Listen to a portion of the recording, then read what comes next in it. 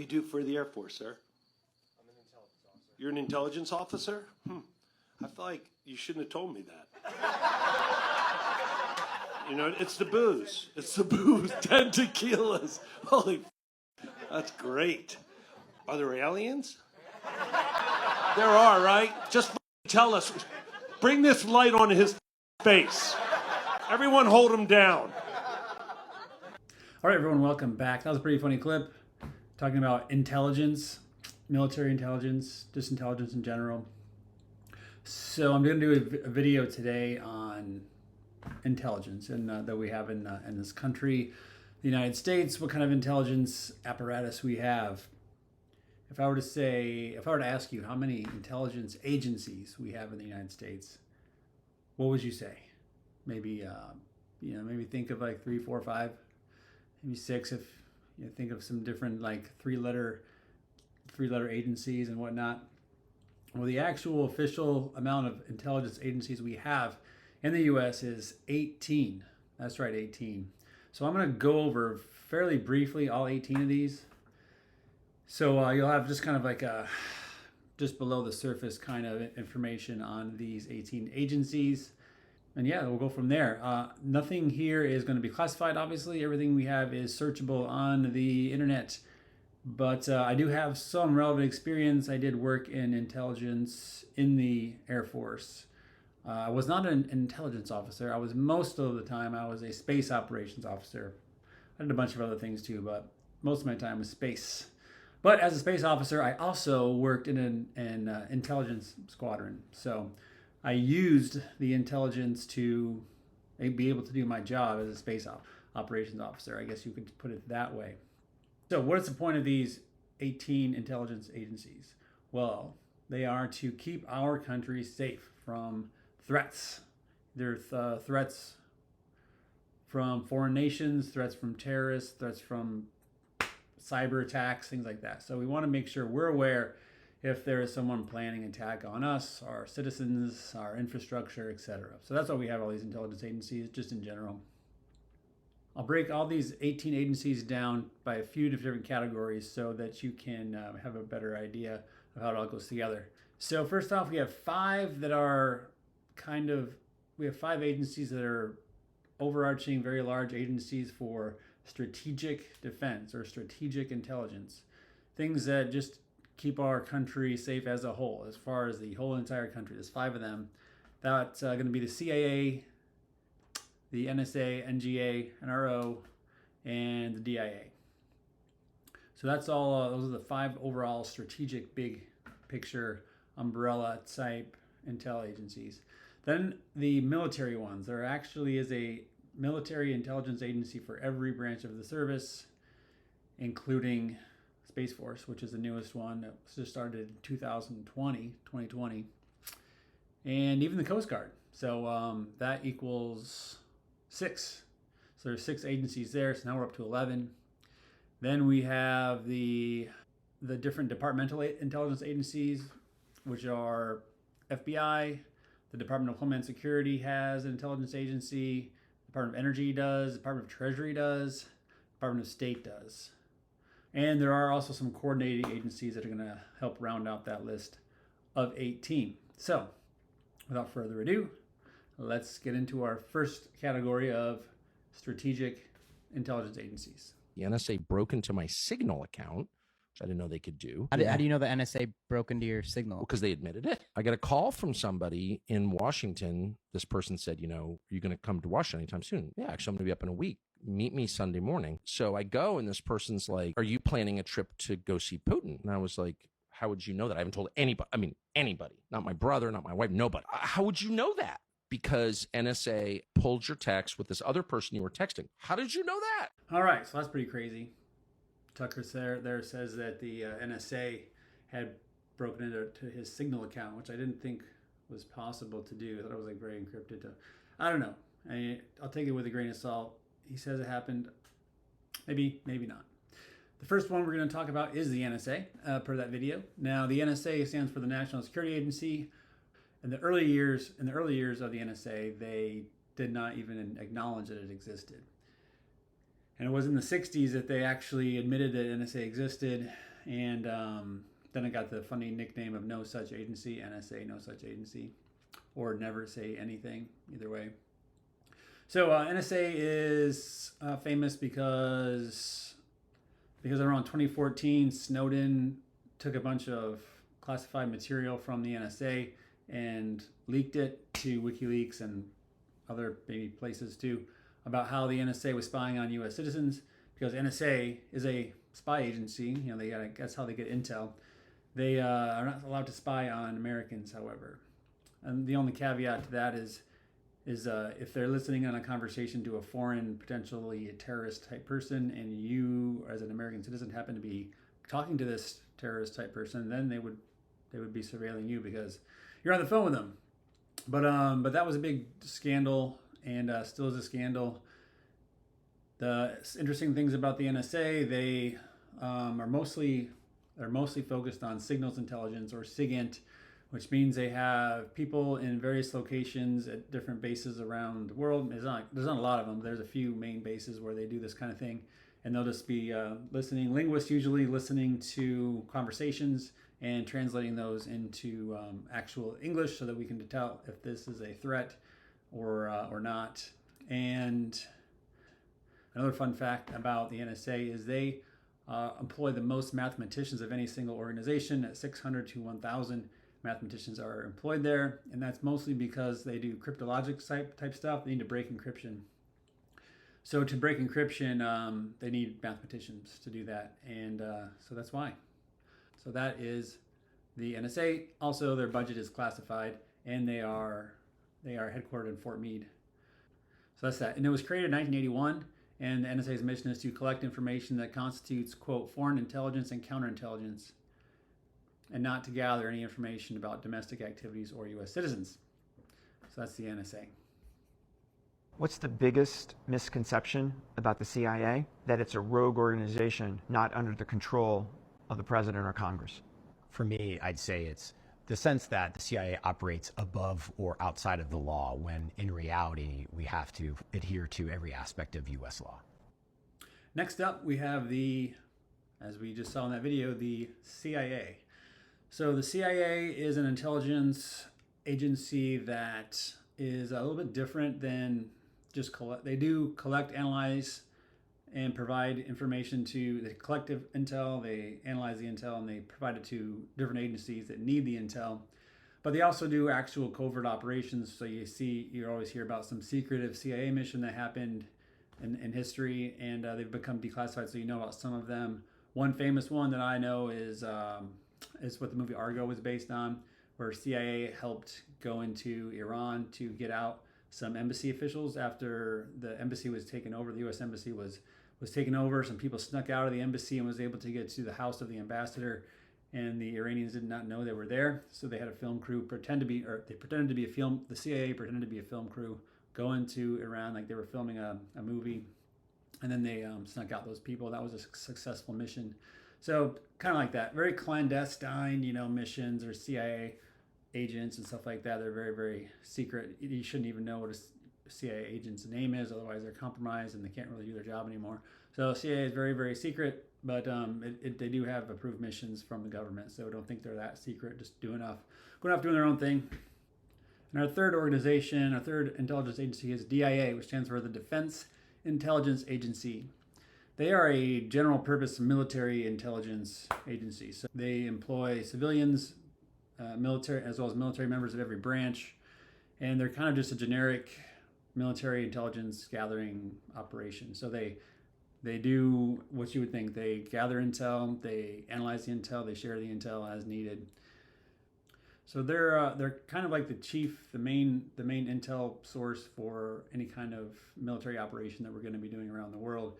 DIA is kind of the default intelligence for that military operation. So that's DIA. The National Reconnaissance Office NRO develops, builds, launches and operates space reconnaissance systems and conducts intelligence-related activities for U.S. national security. Yeah, the NRO is pretty cool. Their main mission is just to create satellites that obviously go into space in support of the U.S.'s mission. They don't gather or analyze or whatever intelligence data. They make the satellites. Different agencies will put sensor packages on these satellites that gather intel, and that's kind of what happens. The satellites they do put up are sometimes classified, so just so you know that as well. The NRO was founded in 1961, but its existence was also classified like the NSA. The NRO was classified until 1992. So that's the NRO. The final agency that we have of the top 5 overarching intel agencies is the NGA, which stands for the National Geospatial, National Geospatial Intelligence Agency. So the National Geospatial, NGA. So as you might guess with the name, they're more dealing with like maps. So they do gather intel and things like that, but their primary mission is for like maps. So you're getting terrain data, information about the battlefield that will be advantageous to you. I actually worked, so the NGA works very, very closely with the Department of Defense as well. I actually worked in the Air Force. I worked obviously for the Air Force, but I worked for the NGA mission of what's called the JOPC, JOPC, which is mainly infrared, overhead persistent infrared data. There's a bunch of different satellites that have infrared sensors on them, and they can detect heat on the Earth, and that will allow us to detect whether or not we have missile launches or things like that. I mean, it's pretty much missile launches. It can pick up other stuff too, but its main focus is missile warning. So we can pick up all sorts of missiles. All right, so the next 6 intelligence agencies are all of our military branches, intelligence agencies. As I mentioned, every branch has their own intelligence agency. So I'll start with the Air Force. Air Force has the Air Force AFISR agency, Air Force Intelligence, Reconnaissance and Surveillance Agency. It's changed names throughout the years. When I was in the intelligence field in the Air Force, it became, I feel like became the 25th Air Force. Now I think it's the 16th Air Force, something like that. Anyway, numbered Air Force. But anyway, that's immaterial. It's the Air Force AFISR agency. And so what they do is get real-time intelligence to support the Air Force mission, as you might guess. I don't need to spend too much time on there, but if you have an AFSC that's Intel, you're going to definitely know about this agency. In the Air Force, you can have a variety of different intel positions. You could be working at like a flying squadron, giving them intel like that. I worked at a space unit, and so as a space in a space unit, we would have intel guys give us intel about different areas that we might be looking at launches and space weather intel, things like that. 35 Fox, it's a great MOS if you're looking into an intelligence field. I spent 21 years in military intelligence. It's a great field. If you want to shape and affect how the battlefield is going and do some phenomenal things and brief some senior leaders in the Army and have a chance to go warrant officer, go 35 Fox. It's really actually a really cool MOS. All right, of course. Army Intel. Excellent. So, Army Intel, it's called the United States Army Intelligence Security Command, INSCOM, INSCOM. So this INSCOM is just going to do the same sort of thing the Air Force one does. It's going to gather intel about troop movements and things like that in different areas where we have Army units on the ground performing missions and things like that. So that's the Army one. Let's talk about the Marines. Out here in the war-torn chaos of the S2 shop, only the strong survive. Today we're talking about the O2XX community, the Intel Marines. This isn't just intel, this is combat. Except the bullets are red pens, the battles are PowerPoint wars, and the enemy, time. Printers, maps, and everyone who ignores the reports. Providing briefs to commanding officers like they're hostage negotiations. Talking about signet chatter, UAV confirmations, and gut feelings stronger than third cup of coffee. This is an altogether different battlefield that is fought with knowledge, targeting folders, and 10-digit grid coordinates. They're not out there kicking in doors, they're telling you which doors to kick in and which doors to not to. Intel Marines are combat tested, office deployed, and are classified lethal. Some people will say Intel Marines don't fight, except they're fighting printers that don't work half the time, an incredible amount of boredom, and a 67 deck death by PowerPoint that nobody's paying attention to. All right, that was very good. Very funny clip. Talking about war fighting, but you're really going to be in an office, dealing with the printers and briefings and things like that. Very, very funny. All right, so Marine intelligence, similar to Army intelligence. The Marine intelligence is called MCIA, which stands for Marine Corps Intelligence Agency. And they want to know about who they might be fighting, where they might be fighting, just get any kind of intel that's going to give them an advantage on the battlefield, give them the intelligence they need so they can be lethal, effective at their mission. So that's the Marines. Next up is Navy. What your opinion is of a situation, and they're about to make a decision based off of that. You're the go-to person. Primary job of an intelligence specialist is to take multiple sources of information, fuse them into a cohesive whole, and then distribute that information to the operators, essentially giving them the best picture of what's going on in an area or part of the world, so they have all the information they need to be able to execute their operations properly. Of life, what is fishing traffic? What are normal military operations in this area? What countries are operating in this area? But also the histories and cultures of the areas in which you're operating in. We do a lot of trend analysis. I worked at the Pentagon for intelligence that went up to the Joint Chiefs of Staff. You need to be able to effectively communicate on goings-on in specific countries, hotspots, for any specific area that we're going to be deployed to. All right, that was a great rundown of what the Navy intelligence does, and it is called it's called the ONI, which is the Office of Naval Intelligence. It is the oldest of all of the intelligence agencies, which is a fun fact. It was established in 1882. As the video said, it's going to track like where foreign adversaries are, their ships are, where their missiles are, things like that, any kind of threat that the Navy might have on the horizon. It's going to watch the oceans, watch ships, submarines, and give the sailors the information they need to perform their mission on a day-to-day basis. All right, there are two more military agencies left. Next one is going to be the Coast Guard. So the Coast Guard is a unique kind of military branch, as in it is actually used to be under the Department of Transportation, and but now that we have the Department of Homeland Security, it falls under the Department of Homeland Security for a lot of its missions. But it is technically a military branch, so it could, in some instances, fall under the DoD as well. So what the Coast Guard intelligence is going to be worried about is like any kind of smuggling, whether it's like drug trafficking, ships coming to our coastlines, or human trafficking, and things like that. Anything illegal going on out there, maybe illegal fishing that's going to be happening. So anything out on the coasts of our nation, they're going to want to know information about what's going on there so they can do their job. So intel is going to be very important for the Coast Guard. And the last one is the U.S. Space Force Intelligence Agency. We flew to Colorado to Schriever Space Force Base, got in an unmarked government van, and arrived at what's called the Aggressor Barn. So right now, they're going to replicate a threat. A threat. Yeah. And so whatever the training objective may be, their goal is to replicate as accurate as possible what a threat could look like in a conflict. The biggest threats right now when it comes to space are China and Russia, but especially China. China, or even more primitive adversaries like terror groups, can and have tried before to block our satellite signals that beam back important surveillance images. Stopping that, which Space Force does and does very well, is why they've become so important for every branch of the military, and for every single American. Remember, satellites power our phones, our power grids, pretty much everything. Personally, that I think the next war will be cyber and space. What does a war in space look like? It's not just, war in space and aliens coming and, people shooting like Star Trek and stuff like that, but their everyday life could change. So the Space Force, since they were created, I was never in the Space Force because I was retired before that happened. But Space Force is kind of like a different structure than the Air Force had. So they have like these, they're organized in things called deltas. So Space Delta 7 is the ISR of the Space Force.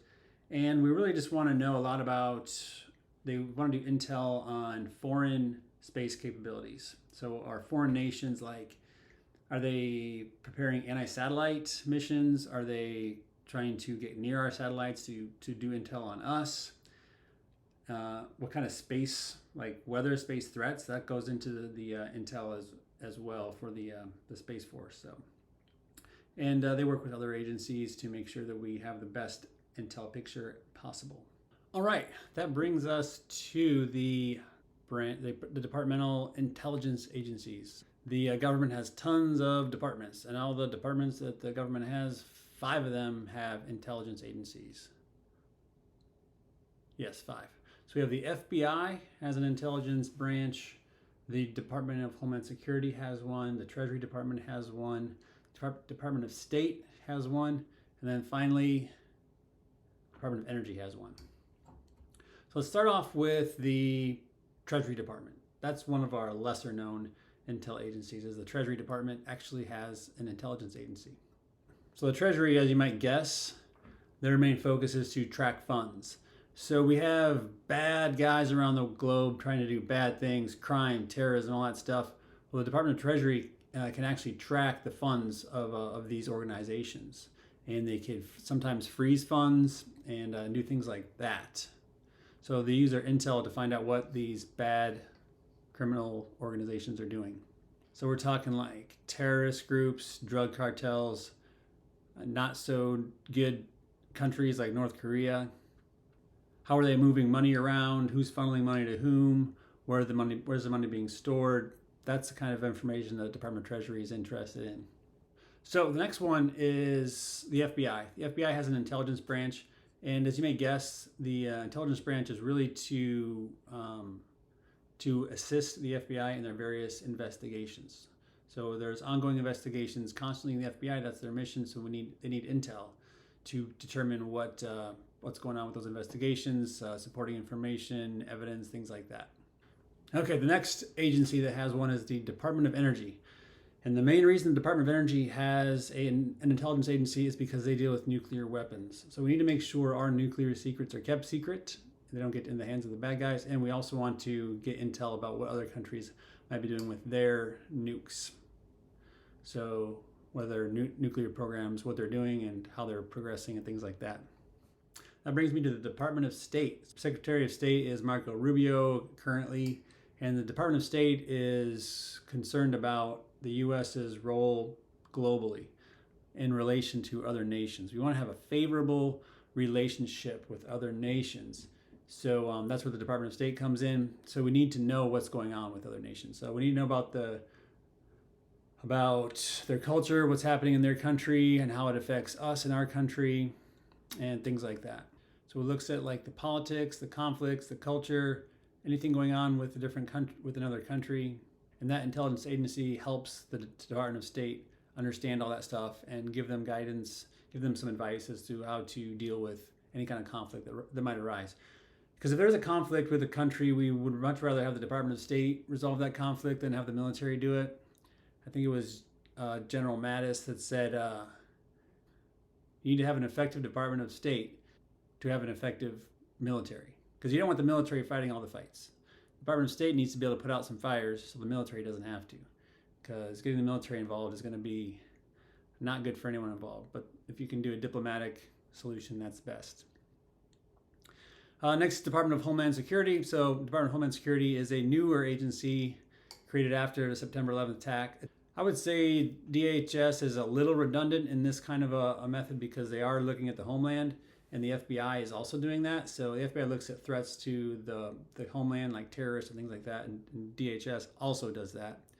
So they want to know what kind of attacks the terrorists might be planning in the U.S. So that's all of our departmental agencies, which leaves us down to, I believe, 2 left.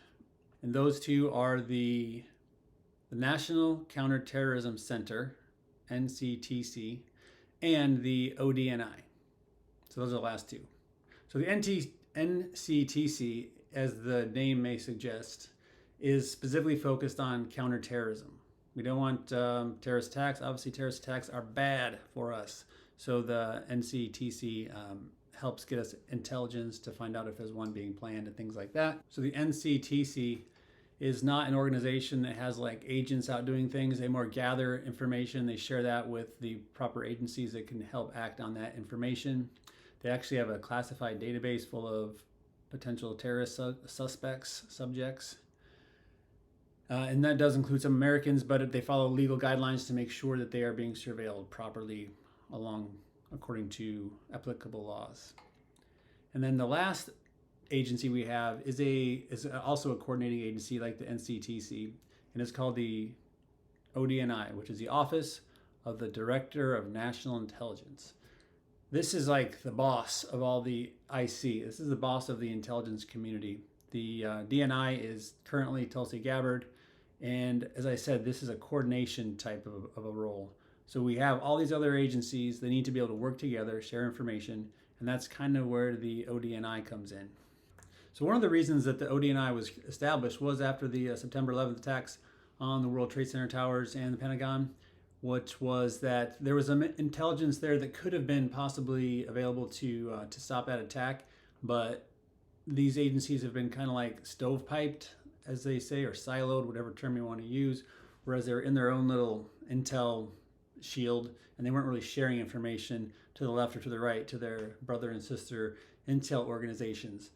So we realized that was a problem. So the ODNI was established to make sure that this happens, this sharing of intelligence happens, so that we can more effectively get the right information to the right people.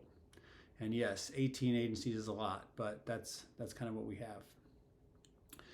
The ODNI also advises the President and the National Security Council on any kind of upcoming threats that the nation might face. So yeah, overall, the ODNI is there to make sure all of the other agencies I just talked about play nice together and share their information, and they advise the President and the National Security Council. So that's ODNI.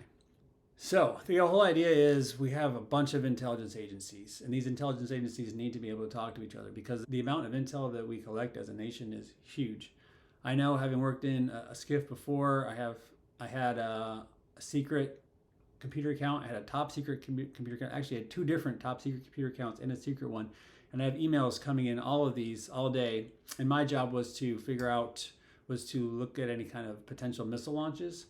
So I need to sift through hundreds of emails to find out what kind of threat we might be having. And I literally don't have enough time to look through all those emails on my shift when I worked on the ops floor. So a lot of my time is I'm working, like when I work for the NGA, other branches of the military also work for the NGA, civilians work for the NGA, and contractors as well. And I would go around to maybe the SIGINT guy and be like, hey, what have you heard about this particular site? Is there any chatter going on about this site? What's the signals telling you? Or I might go to a different office and ask them what's going on there. So it's all about getting the right information to the right people. And because there is so much of it, and it's hard to determine the signal versus the noise, I guess you would say, like what the real information you need to be doing. Another interesting intel, not an agency, but an intel office that's under the Air Force is called NASIC, which is the National Air and Space Intelligence Center. It takes all that raw data that we get, for example, all the raw data we get from a launch, and it takes that raw data as well as imagery and other kind of sources of intel, and it fuses those into like a product, like a map, an infographic, maybe a map with a trajectory and some labels saying, you know, this is this, and this is going this fast, and it's targeting this area. So that's a really cool job. I always wanted to work for NASIC, so I thought it'd be cool to make these cool products with all the intel, but never did that. But I did try to get stationed there. Was not very many job openings there for space guys like me. So that's pretty much it. That's our 18 of our intelligence agencies. Now, I'm not an expert on this stuff, so I'm just kind of like, I know a little bit about something and less about others.